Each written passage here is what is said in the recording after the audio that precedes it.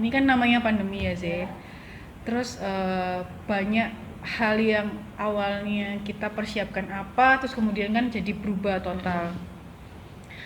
Kalau Boneta pengen tahu perasaanmu, ini kan ibaratnya kan kamu termasuk angkatan corona ya, bahasa netizen kan angkatan corona ya kan, jadi pokoknya lulus pokoknya berhenti selesai gitu kan. Nah, Bonita pengen tahu perasaanmu paling mendalam. Kalau bapak ibu guru jujur sedih lah, ya kan, sedih. Tapi perasaanmu sebagai seorang siswa, momen sekali seumur hidupmu di sekolah ini, terus kemudian lepas gitu aja. Ya apa waktu itu kamu dapat kabar gak ada UN, terus kemudian udah gak ada graduation, gimana perasaanmu? Gak ada celebrate buat. Kalau yang soal nggak ada UN jelas pasti seneng lah ya, nggak ada siswa yang nggak seneng kayaknya. Gak ada UN ya? Nggak ada UN pasti seneng ya. Seneng Cuman ya?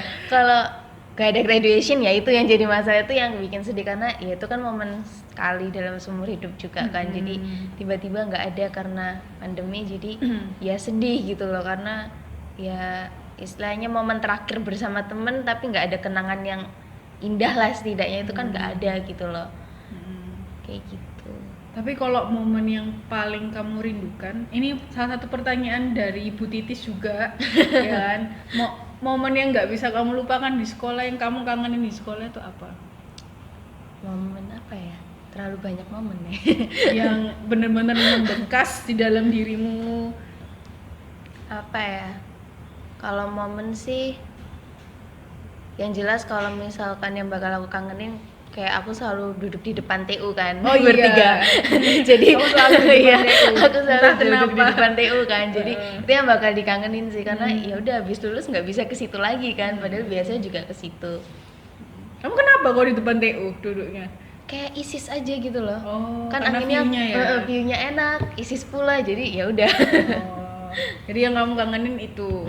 Selain itu, kebiasaan-kebiasaanmu itu, mungkin bapak ibu gurunya atau kejadian di sekolah yang bikin kamu terharu, yang kamu nggak mungkin bisa dapatkan lagi setelah kamu lulus dari sekolah ini. Apa ya?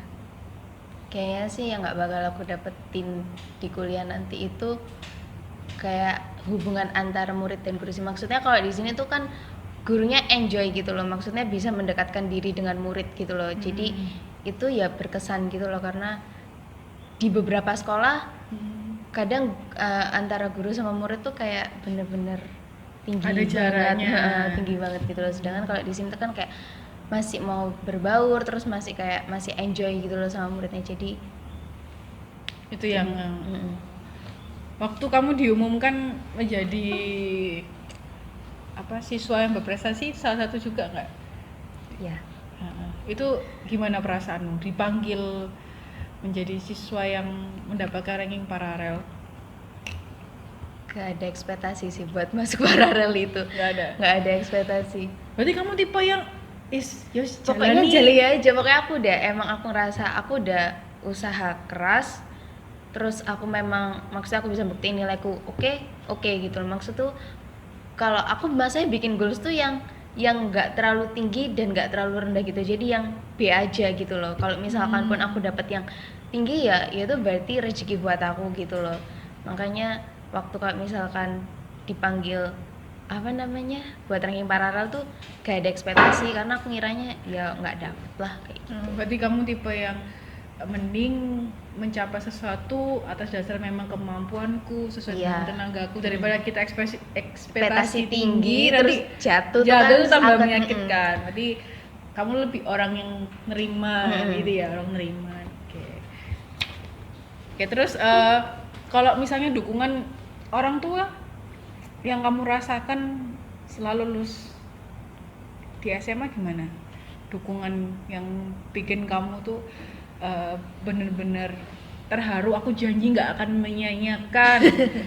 Ada nggak momen papa mama yang bikin kamu akhirnya semangat?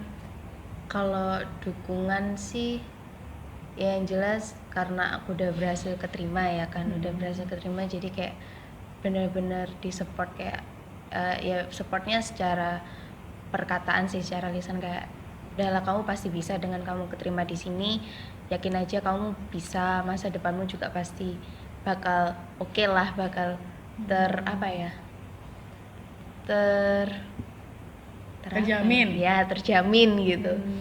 Kayak lebih ke dukungan secara lisan aja sih. Dukungan Salisa. Kamu berapa bersaudara sih? 2. Terus adik-adikmu gimana, lihat kamu nomor 1 atau masih nomor 1?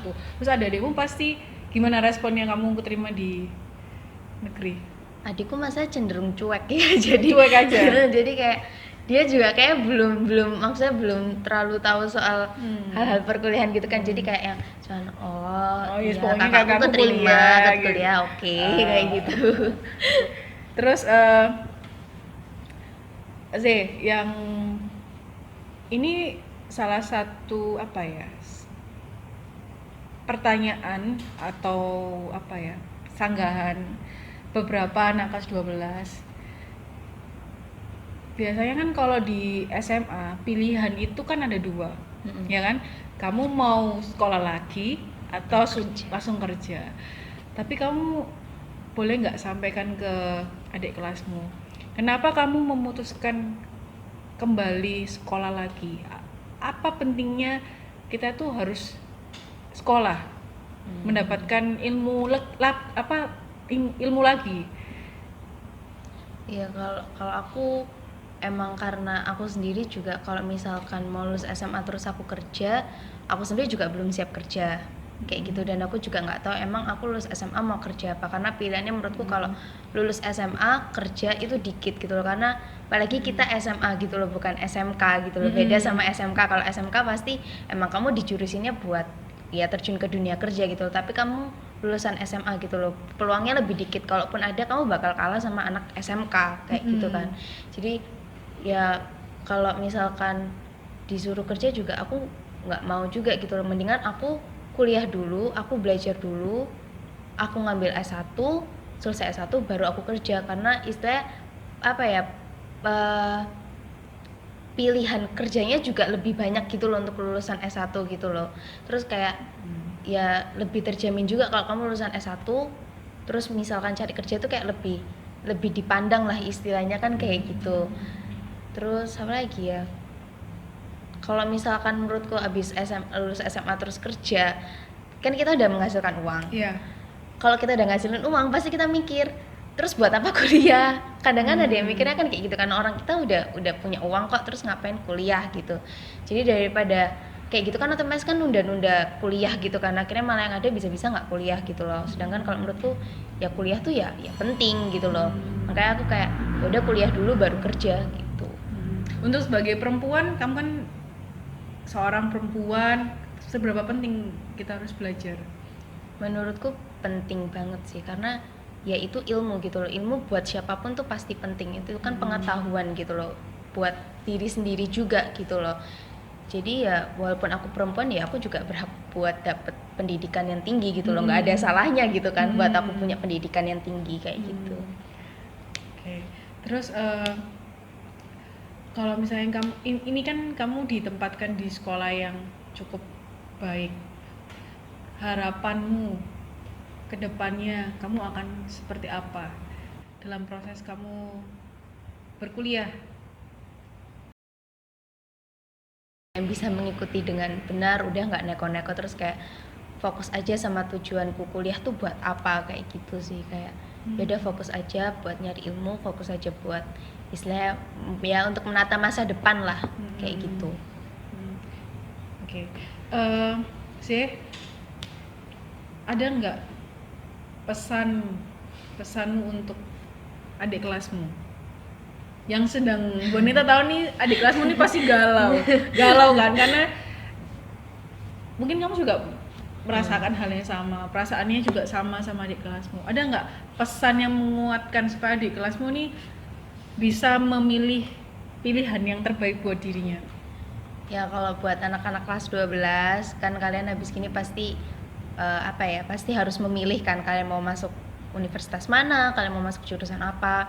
Kalau dari aku, kalau buat milih jurusan, kalian yang tahu gitu loh, kayak minat kalian tuh apa, potensi kalian tuh di mana. Jadi kayak pergunakan waktu yang kalian punya itu buat mengerti diri sendiri gitu loh, kayak keinginan kalian dan kemampuan gitu loh, jangan hanya karena keinginan tapi kalian gak ada kemampuan kayak gitu loh.